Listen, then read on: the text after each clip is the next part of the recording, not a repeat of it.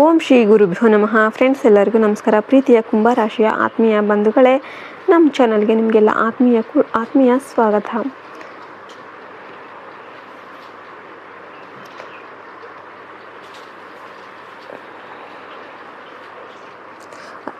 ನಾವು ರಾಶಿಚಕ್ರದ ಅತ್ಯಂತ ಗಂಭೀರ, ಜ್ಞಾನಿ ಮತ್ತು ಮಾನವೀಯ ಗುಣಗಳುಳ್ಳ ಕುಂಭರಾಶಿಯವರ ಮೇ ತಿಂಗಳ ಸಂಪೂರ್ಣ ಮಹಾಭವಿಷ್ಯದ ಬಗ್ಗೆ ಅತ್ಯಂತ ವಿವರವಾಗಿ ತಿಳಿಯೋಣ. ಎಸ್ಪೆಷಲಿ ಮೇ 20ರಿಂದ 30ರವರೆಗಿನ ಸಮಯ ನಿಮ್ಮ ಜೀವನದಲ್ಲಿ ಎಂತಹ ದೊಡ್ಡ ಬದಲಾವಣೆಗಳನ್ನು ತರುತ್ತೆ, ಯಾರ ಬಗ್ಗೆ ನೀವು ಅತ್ಯಂತ ಜಾಗರೂಕರಾಗಿರಬೇಕು, ನಿಮ್ಮ ನೆರೆಹೊರೆಯವರಿಂದ ಅಥವಾ ನಿಮ್ಮ ಆತ್ಮೀಯರಿಂದಲೇ ನಿಮಗೆ ಎಂತಹ ಕಂಟಕ ಕಾದಿದೆ ಎನ್ನುವುದನ್ನು ಈ ವಿಡಿಯೋದಲ್ಲಿ ಸಂಪೂರ್ಣವಾಗಿ ವಿವರಿಸಲಿದ್ದೇವೆ. ವಿಡಿಯೋವನ್ನು ಎಲ್ಲೂ ಕೂಡ ಸ್ಕಿಪ್ ಮಾಡದೆ ಕೊನೆಯವರೆಗೂ ನೋಡಿ, ಯಾಕೆಂದರೆ ಈ ವಿಡಿಯೋ ಮಧ್ಯದಲ್ಲಿ ಮತ್ತು ಕೊನೆಯಲ್ಲಿ ನಿಮ್ಮ ಶತ್ರುಗಳ ಹೆಸರು ಮತ್ತು ಅವರ ಹಳ್ಳಿಯ ಸುಳಿವನ್ನು ಕೂಡ ನಾವು ಬಿಚ್ಚಿಡಲಿದ್ದೇವೆ. ಹಾಗಾಗಿ ತಕ್ಷಣವೇ ಈ ವಿಡಿಯೋನ ಒಂದು ಲೈಕ್ ಮಾಡಿ ಮತ್ತು ನಮ್ಮ ಚಾನಲನ್ನು ಸಬ್ಸ್ಕ್ರೈಬ್ ಮಾಡ್ಕೊಳ್ಳಿ. ಕಮೆಂಟ್ ಬಾಕ್ಸಲ್ಲಿ ಜೈ ಶನಿದೇವ್ ಅಥವಾ ಜೈ ಮಾತಾದಿ ಅಂತ ಈಗಲೇ ಬರೀರಿ. ಇದರಿಂದ ಶನಿದೇವರ ಕೃಪೆ ಕಟಾಕ್ಷ ನಿಮ್ಮ ಮೇಲೆ ಸದಾ ಇರುತ್ತೆ. ಕುಂಭರಾಶಿಯ ವ್ಯಕ್ತಿಗಳೇ, ನಿಮ್ಮ ರಾಶಾಧಿಪತಿ ಜಗತ್ತಿನ ನ್ಯಾಯದೇವನಾದ ಸಾಕ್ಷಾತ್ ಶನಿದೇವ ಆಗಿದ್ದಾನೆ.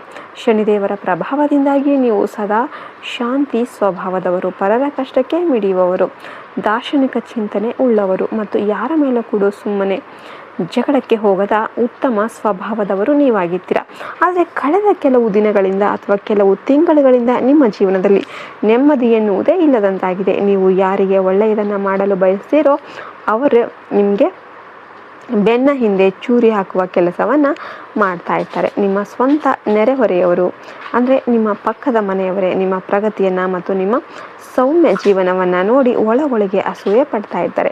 ನಿಮ್ಮ ಮುಖದ ಮುಂದೆ ತುಂಬ ಸಿಹಿಯಾಗಿ ಮಾತನಾಡುವ ಇವರು ನಿಮ್ಮ ಬೆನ್ನ ಹಿಂದೆ ನಿಮ್ಮ ಹೆಸರನ್ನು ಕೆಡಿಸೋದಕ್ಕೆ ಸುಳ್ಳು ವದಂತಿಗಳನ್ನು ಹರಡ್ತಾ ಇರ್ತಾರೆ. ನಿಮ್ಮ ದೌರ್ಬಲ್ಯಗಳನ್ನು ತಿಳಿದುಕೊಂಡು ನಿಮ್ಮನ್ನು ಸಮಾಜದಲ್ಲಿ, ನಿಮ್ಮ ಕೆಲಸದ ಜಾಗದಲ್ಲಿ ಅಥವಾ ಹಳ್ಳಿಯಲ್ಲಿ ಅವಮಾನ ಮಾಡೋದಕ್ಕೆ ಸಂಚನ್ನು ರೂಪಿಸ್ತಾ ಇರ್ತಾರೆ. ಆದರೆ ನೀವು ಸದಾ ವಿಶಾಲ ಮನಸ್ಸಿನಿಂದ ಎಲ್ಲರನ್ನು ನಂಬೋದ್ರಿಂದ ಇಂತಹ ಶತ್ರುಗಳ ಕುತಂತ್ರ ನಿಮಗೆ ಸುಲಭವಾಗಿ ಅರ್ಥ ಆಗೋದಿಲ್ಲ. ಆದರೆ ಕುಂಭರಾಶಿಯವರೇ, ಈಗ ಕಾಲ ಬದಲಾಗ್ತಾ ಇದೆ. ಮೇ 17ರಂದು ನಡೆಯಲಿರುವ ಶನಿದೇವರ ಮಹತ್ವದ ನಕ್ಷತ್ರ ಬದಲಾವಣೆ ನಿಮ್ಮ ಜೀವನದಲ್ಲಿ ಅತ್ಯಂತ ದೊಡ್ಡ ತಿರುವನ್ನು ತರುತ್ತೆ.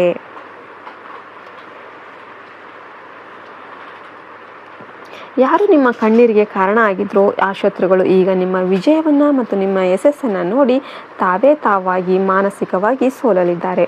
ಶನಿದೇವನ ಮತ್ತು ಬುಧನ ಈ ಶುಭ ಸಂಯೋಜನೆಯು ಕುಂಭರಾಶಿಯವರಿಗೆ ರಾಜಯೋಗದಂತಹ ಸೌಕರ್ಯಗಳನ್ನು ನೀಡಲಿದೆ. ನಿಮ್ಮ ಮಾನಸಿಕ ಒತ್ತಡಗಳು ದೂರವಾಗಿ ಕಳೆದು ಹೋಗಿದ್ದ ಮನಸ್ಸಿನ ಶಾಂತಿ ಮತ್ತು ನೆಮ್ಮದಿ ಮತ್ತೆ ನಿಮ್ಮದಾಗಲಿದೆ. ಈ ಮೇ ತಿಂಗಳಲ್ಲಿ ನಿಮಗೆ ಸಿಗಲಿರುವ ಮೊದಲ ದೊಡ್ಡ ಖುಷಿ ಏನಪ್ಪ ಅಂದರೆ ಅದು ನಿಮ್ಮ ಸಮಾಜದಲ್ಲಿ ಮತ್ತು ಉದ್ಯೋಗ ಕ್ಷೇತ್ರದಲ್ಲಿ ಸಿಗುವ ಗೌರವ ಮತ್ತು ಕೀರ್ತಿ. ಈ ಹಿಂದೆ ನಿಮ್ಮ ಬಗ್ಗೆ ತಪ್ಪು ತಿಳುವಳಿಕೆ ಹೊಂದಿದ್ದ ಜನ, ನಿಮ್ಮ ವಿರೋಧಿಗಳು ಹರಡಿದ ಸುಳ್ಳು ಮಾತುಗಳನ್ನು ನಂಬಿದವರು ಈಗ ತಾವಾಗಿಯೇ ಬಂದು ನಿಮ್ಮ ಮುಂದೆ ತಲೆಬಾಗಿಸ್ತಾರೆ. ನಿಮ್ಮ ಕಠಿಣ ಪರಿಶ್ರಮಕ್ಕೆ ತಕ್ಕ ಮನ್ನಣೆ ಸಿಗಲಿದೆ. ಉದ್ಯೋಗ ಕ್ಷೇತ್ರದಲ್ಲಿ ನಿಮ್ಮ ಮೇಲಾಧಿಕಾರಿಗಳ ಜೊತೆ ಅಂದರೆ ನಿಮ್ಮ ಬಾಸ್ ಜೊತೆ ಅತ್ಯಂತ ಮಧುರವಾದ ಸಂಬಂಧ ಏರ್ಪಡಲಿದೆ.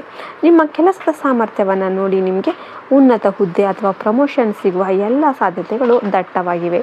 ನಿಮ್ಮ ಆಫೀಸಲ್ಲಿ ನಿಮ್ಮ ಪ್ರಗತಿಯನ್ನು ನೋಡಿ ಹೊಟ್ಟೆ ಉರಿಯುತ್ತಿದ್ದ ಶತ್ರುಗಳು ಈಗ ನಿಮ್ಮ ಮುಂದೆ ಮುಖ ತೋರಿಸಲಾಗದೆ ತಲೆ ತಗ್ಗಿಸಿ ಓಡಾಡುವ ಪರಿಸ್ಥಿತಿ ನಿರ್ಮಾಣ ಆಗಿದೆ. ಸಮಾಜದ ದೊಡ್ಡ ವ್ಯಕ್ತಿಗಳ ಪರಿಚಯ ನಿಮಗಾಗಲಿದ್ದು ಅವರಿಂದ ನಿಮಗೆ ಭವಿಷ್ಯದಲ್ಲಿ ದೊಡ್ಡ ಲಾಭ ಆಗ್ತಾ ಇದೆ.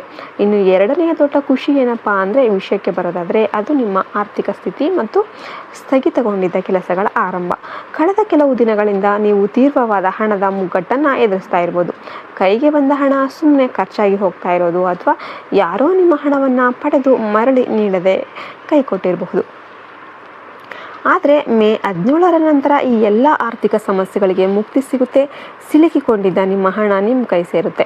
ಹಣದ ಅಭಾವದಿಂದಾಗಿ ಅರ್ಧಕ್ಕೆ ನಿಂತು ಹೋಗಿದ್ದ ನಿಮ್ಮ ಸ್ವಂತ ಉದ್ಯೋಗದ ಯೋಜನೆಗಳು, ಮನೆ ನಿರ್ಮಾಣದ ಕೆಲಸಗಳು ಅಥವಾ ಯಾವುದೇ ಹೊಸ ಆಸ್ತಿ ಖರೀದಿಯ ವ್ಯವಹಾರಗಳು ಈಗ ಅತ್ಯಂತ ವೇಗವಾಗಿ ಪುನರಾರಂಭ ಆಗುತ್ತೆ.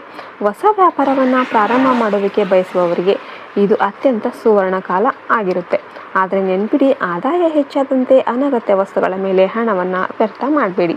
ಭವಿಷ್ಯದ ಉಳಿತಾಯದ ಕಡೆಗೆ ಹೆಚ್ಚಿನ ಗಮನ ಹರಿಸೋದು ಅತ್ಯಂತ ಅವಶ್ಯಕವಾಗಿರುತ್ತೆ. ಮೂರನೇ ದೊಡ್ಡ ಖುಷಿಯ ವಿಷಯ ನಿಮ್ಮ ಕುಟುಂಬದ ನೆಮ್ಮದಿಯಾಗಿರುತ್ತೆ. ಇಷ್ಟು ದಿನ ಯಾವುದೋ ಮೂರನೇ ವ್ಯಕ್ತಿಯ ತಲೆ ಹಾಕುವಿಕೆಯಿಂದಾಗಿ ನಿಮ್ಮ ಸಂಸಾರದಲ್ಲಿ ನಿಮ್ಮ ಒಡ ಹುಟ್ಟಿದವರ ಜೊತೆ ಅಥವಾ ಪೋಷಕರ ಜೊತೆ ಅನಗತ್ಯ ಜಗಳಗಳು, ಭಿನ್ನಾಭಿಪ್ರಾಯಗಳು ಮೂಡ್ತಾ ಇದ್ರೆ ಆ ಎಲ್ಲ ಕೌಟುಂಬಿಕ ಕ್ಲೇಶಗಳು ಈಗ ಕೊನೆ ಆಗುತ್ತೆ. ನಿಮ್ಮ ಮನೆಯಲ್ಲಿ ಯಾರು ಕಿಚ್ಚು ಹಚ್ಚೋದಕ್ಕೆ ಪ್ರಯತ್ನ ಮಾಡ್ತಿದ್ರೋ ಆ ವ್ಯಕ್ತಿಯ ಅಸಲಿ ಮುಖ ಎಲ್ಲರ ಮುಂದೆ ಅನಾವರಣಗೊಳ್ಳುತ್ತೆ. ಆದ್ದರಿಂದ ನಿಮ್ಮ ಕುಟುಂಬದ ಸದಸ್ಯರಲ್ಲಿ ಪರಸ್ಪರ ಪ್ರೀತಿ, ವಿಶ್ವಾಸ ಮತ್ತು ಸಾಮರಸ್ಯ ಮತ್ತೆ ಮೂಡುತ್ತೆ.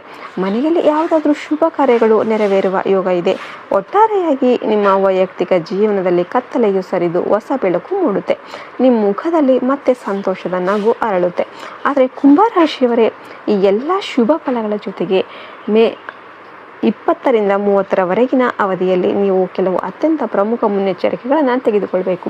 ಯಾಕೆಂದರೆ ನಿಮ್ಮ ಪ್ರಗತಿಯನ್ನು ಸಹಿಸದ ನಿಮ್ಮ ಶತ್ರುಗಳು ನಿಮಗೆ ಬೇರೆ ರೀತಿಯಲ್ಲಿ ತೊಂದರೆ ಕೊಡೋದಕ್ಕೆ ಪ್ರಯತ್ನ ಮಾಡ್ತಿರ್ಬೋದು.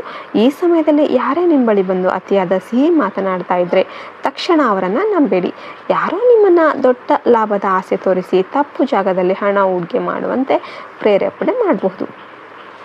ಅಥವಾ ನಿಮ್ಮಿಂದ ಸಹಿ ಪಡೆದು ನಿಮ್ಮನ್ನು ಕಾನೂನು ಚೌಕಟ್ಟಿನಲ್ಲಿ ಸಿಲುಕಿಸೋದಕ್ಕೆ ನೋಡ್ತಾ ಇರ್ಬೋದು. ಯಾವುದೇ ದೊಡ್ಡ ನಿರ್ಧಾರವನ್ನು ತೆಗೆದುಕೊಳ್ಬೇಕಾದಾಗ ಆದರೂ ಮುನ್ನ ನೀವು ನಂಬಿಕಸ್ಥರ ಮತ್ತು ಹಿರಿಯರ ಸಲಹೆಯನ್ನು ಖಂಡಿತವಾಗಿ ಪಡೆದುಕೊಳ್ಳಿ. ಯಾರ ಮೇಲೂ ಕೂಡ ಕುರುಡು ನಂಬಿಕೆ ಇಡಬೇಡಿ.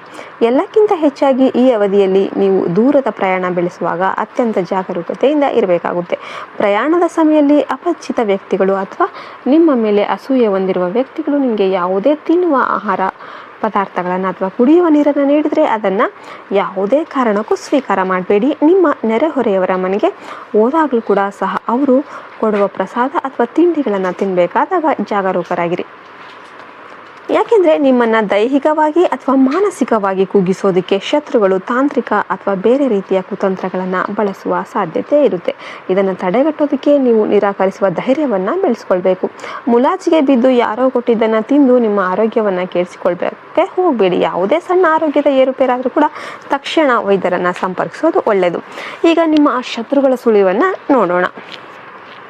ಅವರು ಬೇರೆ ಎಲ್ಲೂ ಇಲ್ಲ, ನಿಮ್ಮ ಸ್ವಂತ ಪರಿಸರದಲ್ಲೇ. ಅಂದರೆ ಮೊದಲ ಅಕ್ಷರ SHS ಅಥವಾ ನಿಂದ ಪ್ರಾರಂಭವಾಗುವ ಸಾಧ್ಯತೆ ಹೆಚ್ಚಾಗಿದೆ. ಆ ವ್ಯಕ್ತಿ ನಿಮ್ಮ ನೆರೆಹೊರೆಯ ಹಳ್ಳಿಯವರೇ ಆಗಿರ್ತಾರೆ ಅಥವಾ ನಿಮ್ಮ ಹಳ್ಳಿಯ ಪಶ್ಚಿಮ ಉತ್ತರ ದಿಕ್ಕಿನಲ್ಲಿ ವಾಸಿಸುವವರಾಗಿರ್ತಾರೆ. ಅವರು ನಿಮ್ಮ ಸೌಮ್ಯ ಸ್ವಭಾವದ ದುರುಪಯೋಗ ಪಡಿಸಿಕೊಳ್ತಾ ಇದ್ದಾರೆ. ಆದರೂ ನೀವು ಯಾವುದಕ್ಕೂ ಕೂಡ ಹೆದರುವ ಅವಶ್ಯಕತೆ ಇಲ್ಲ. ಯಾಕೆಂದರೆ ನಿಮ್ಮ ಜೊತೆ ಸಾಕ್ಷಾತ್ ಶನಿದೇವರ ಆಶೀರ್ವಾದ ಇದೆ. ನೀವು ಕೇವಲ ನಿಮ್ಮ ಸೈಲೆಂಟ್ ಮತ್ತು ತಾಳ್ಮೆಯ ಸ್ವಭಾವವನ್ನು ಮುಂದುವರಿಸಿ. ಅವರ ಅಹಂಕಾರದ ಮಾತುಗಳಿಗೆ ನೀವೇನು ಪ್ರತಿಕ್ರಿಯೆ ನೀಡಬೇಡಿ. ನಿಮ್ಮ ಯಶಸ್ಸೇ ಅವರಿಗೆ ಸರಿಯಾದ ಉತ್ತರ ನೀಡುತ್ತೆ. ಪ್ರತಿದಿನ ಶನಿ ಚಾಲಿಸ ಪಠಿಸಿ ಮತ್ತು ಶನಿವಾರದಂದು ಸಾಸಿವೆ ಎಣ್ಣೆಯ ದೀಪವನ್ನು ಹಚ್ಚಿ ಕಾಗೆಗಳಿಗೆ ಅನ್ನವನ್ನು ನೀಡಿ. ಇದರಿಂದ ಎಲ್ಲ ನೆಗೆಟಿವ್ ಎನರ್ಜಿ ದೂರವಾಗುತ್ತೆ. ಈ ಮಾಹಿತಿ ನಿಮಗೆ ಇಷ್ಟ ಆಗಿದ್ರೆ ವಿಡಿಯೋವನ್ನು ಲೈಕ್ ಮಾಡಿ, ಶೇರ್ ಮಾಡಿ ಮತ್ತು ಚಾನಲನ್ನು ಸಬ್ಸ್ಕ್ರೈಬ್ ಮಾಡಿ. ಧನ್ಯವಾದಗಳು. ಜೈ ಮಾತಾದಿ, ಜೈ ಹಿಂದ್, ಜೈ ಭಾರತ್ ಮಾತೆ. ಹರಿ ಓಂ ತತ್ಸತ್. ಸರ್ವೇ ಜನೋ ಸುಖಿನೋ ಭವಂತು.